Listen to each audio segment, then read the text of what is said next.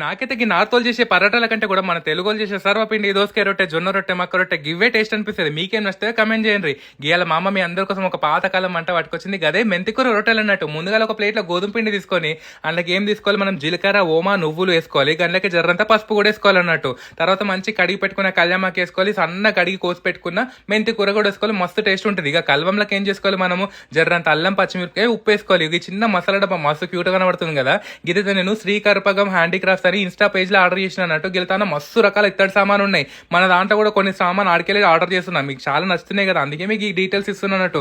కావాలంటే కొనుక్కోరి. మంచిగా నీళ్ళు వచ్చి తడుపుకున్నాక ఒక అర్ధగంట నానిన తర్వాత ఒక కవర్లో ఏం చేయాలి, జర్రంతా నూనె రాసుకొని మెత్తగా తడుపుకున్న పిండిని ఇంకొక కవర్ వేసి కూలతో చేసుకోవాలంటూ. సన్నగా వచ్చేస్తాయి, ఈజీగా అయిపోతాయి. మంచిగా పెంక మీద నూనెతోనో నెయ్యితోనో కాల్చుకున్నారు అనుకోని ఒక బ్రేక్ఫాస్ట్ డిన్నర్ లో చేసుకోవచ్చు. హెల్దీ ఉంటాయి, టేస్ట్ కూడా సూపర్ ఉంటుంది. ఇక మంచిగా ఈ తల్లగా కనబడుతుంది కదా చిన్న టిఫిన్ ప్లేట్, ఇది కూడా మేము శ్రీకర్పగం హ్యాండీక్రాఫ్ట్స్ లో తీసుకున్నాం. కావాలంటే కొనుక్కో.